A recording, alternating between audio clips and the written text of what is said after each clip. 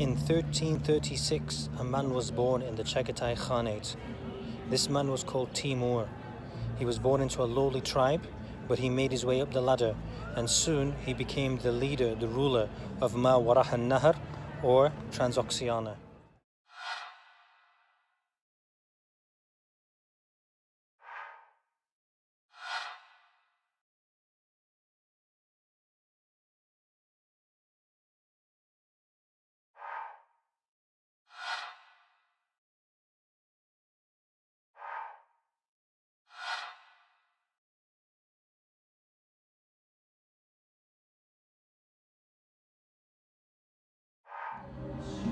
Timur was a Muslim, but his hero was Genghis Khan, and he had aspirations to reunite the fragmented Mongol Empire.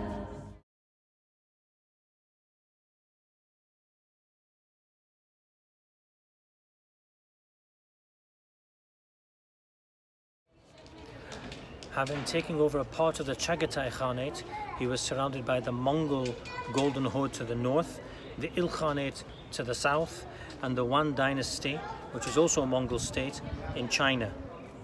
Having consolidated his rule in Central Asia for a number of years, Timur saw his chance to conquer the Il Khanate to his south, as it had been ravaged by the Black Death and been severely weakened.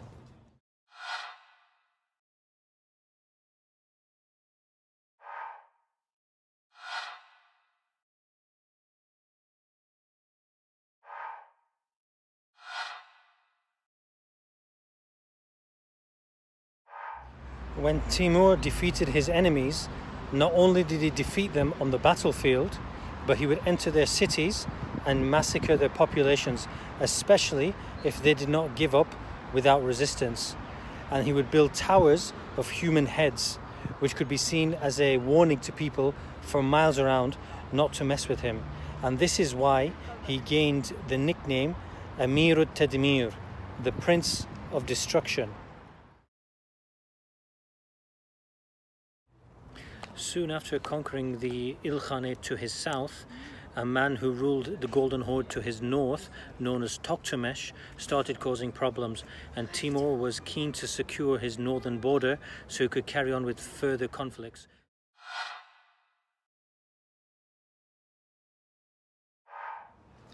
Timur now had borders with three Muslim empires: the Indian Delhi Sultanate, the Egyptian and Syrian Mamluki dynasty, and the early Ottoman Empire centered in Anatolia and Eastern Europe.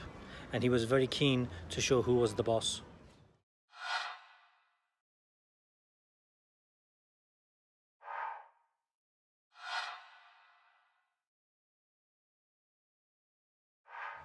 In 1398, Timur saw that the Tughlaq dynasty, which was ruling the Delhi Sultanate, had lots of internal problems. He thought this was his chance for a good, quick victory, which would enable him to bring back lots of wealth back to Samarkand. He also thought that if he could take Delhi, he could do something that Genghis Khan had never done. So he ventured down through the Khyber Pass into India and looted Delhi and brought back lots of wealth with him. And in doing so, he was able to build this mosque, the Bibi Khanum Mosque, in memory of his wife.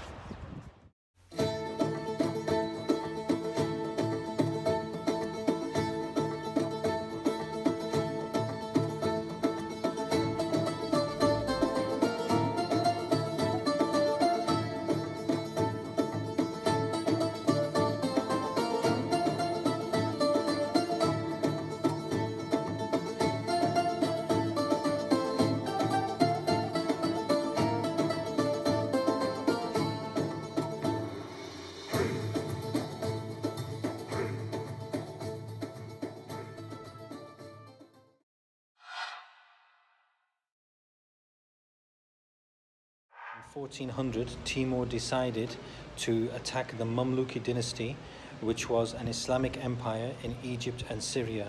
And in doing so, he besieged the city of Damascus, and after a number of weeks, he was successful in his siege. But one of the most interesting things about this encounter was that every day while the siege was going on, he specifically requested for a man who was inside the city of Damascus to be lowered down from the city walls and to come out and meet him in his camp. And this man was none other than Ibn Khaldun, who was probably the greatest mind of the 1300s and the early 1400s. Ibn Khaldun is known as the father of historiography and maybe also the father of economics. And what Timur wanted to do was tap into his knowledge about conquerors from the past and discuss many other topics with him in order to gain knowledge to help him in his rampage forward in conquering as much of the world as he could.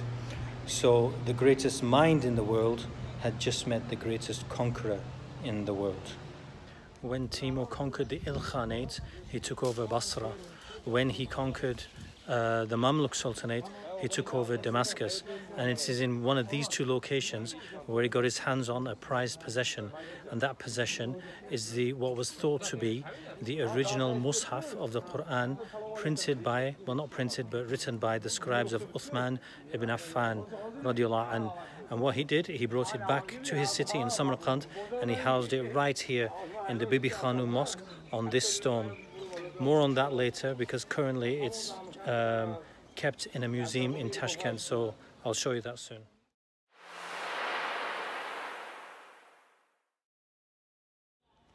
Having encountered a man of very, very high IQ levels, Timur would now go on to encounter a man with very high testosterone levels, and that man was none other than Yildirim Bayezid, known as Bayezid the Thunderbolt, and he was the Sultan of the early Ottoman Empire, and both these two would not allow anyone else to be known to be greater than them. So a meeting between them was inevitable, and it would happen in 1402 on the field of Ankara, and Timur would win a stunning victory and therefore become arguably the most powerful man in the world.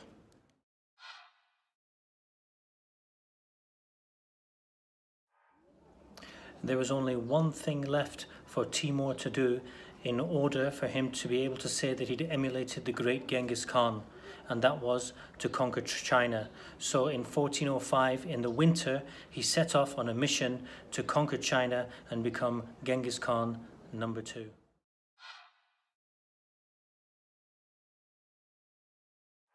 Sadly, dreams very rarely turn out to come true in reality. And after conquering an area of a land which corresponds to 30 modern-day countries, after killing 17 million people, much of whom were his fellow Muslims, Timur made his way to China. But on the way, it was winter time, he caught a chest infection and he died. So in terms of trying to emulate the great Genghis Khan, he fell at the last hurdle.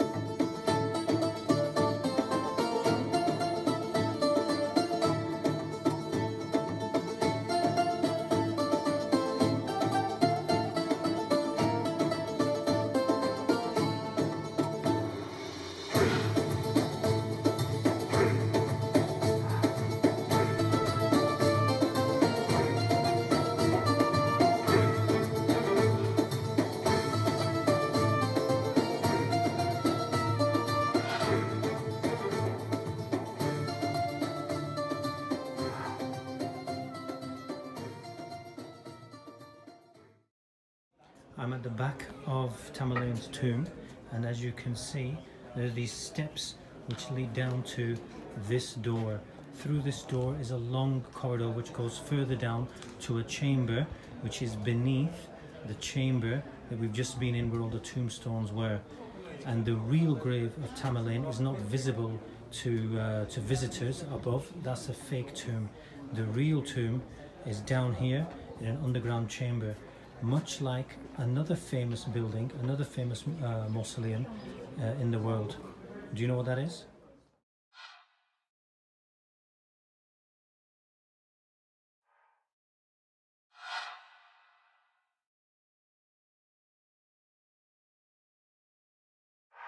So Shah Jahan, the man who built the Taj Mahal, who was the great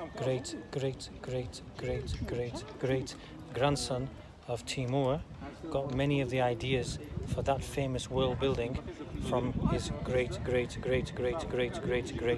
grandfather.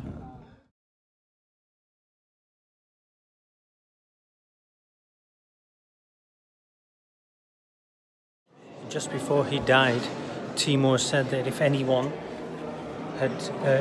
would do anything to his grave, they would suffer the fate of a worse calamity, more worse than him. So his grave remained untouched for 550 years until in World War I in 1941, the Russians who had conquered the region managed to open the tomb and take out his skeleton. 1 or 2 days later, Hitler launched Operation Barbarossa in World War II, where he turned all his military arsenal against the Soviet Union, resulting in the deaths of millions of people. When Stalin, the leader of the Soviet Union, found out about this, he immediately had the skeleton of Timur returned to the grave, and shortly afterwards, in the coming weeks and months, the Russians were able to fight off the Nazis and push them back out of Russia.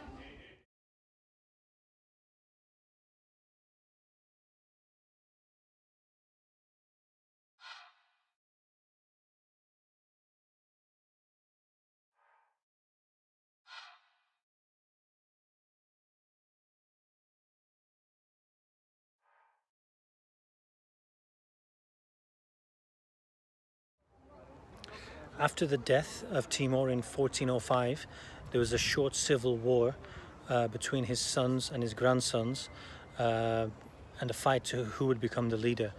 Eventually, one of his sons, called Shah Jahan, won the short civil war and went on to become the ruler of the Timurid Dynasty for nearly 50 years. During this time, there was no external expansion. He concentrated mainly on internal affairs, where there was a renaissance of art and learning. After he died, his son, called Ulugh Beg, became the ruler of the Timurid dynasty, and he was the ruler for 2 years. He deserves a special mention because he was a scholar, a master astronomer, a great educator, and a patron of educational institutions. You can see behind me the madrasa, or the university of Ulugh Beg, and you will see shortly other great things which he did.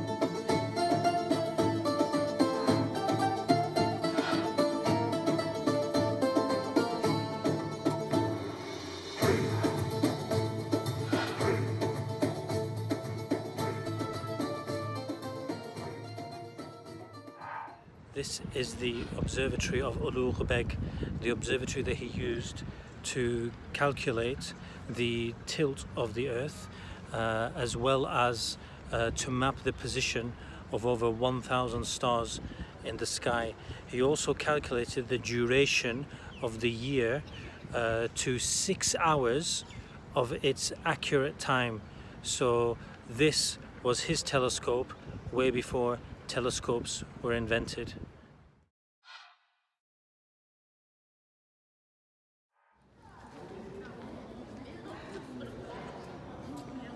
Inside the madrasa of Ulugh Beg, the University of Ulugh Beg, and there's the big entrance. We can also see 2 floors, one there and one there. The top floor was for the students. That's where they used to stay. They'd be admitted here at the age of 16, having passed an exam, to say they were clever enough to come, and they would stay there until they completed the length of their studies, which was about 8 to 10 years. And this is where they would go in for all their lessons. inside those rooms. Some of them would have been lectured by Ulugh Beg himself, and the topics that were covered were astronomy, maths, and the sciences. So they learned from the person who managed to describe 1,000 stars and map their positions from his observatory on the outskirts of Samarkand, and from the person who determined that the Earth was tilted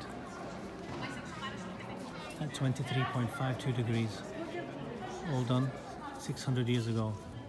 Timur had a number of grandsons and a number of great-grandsons, and all of them considered themselves legitimate rulers of the Timurid Dynasty by birthright.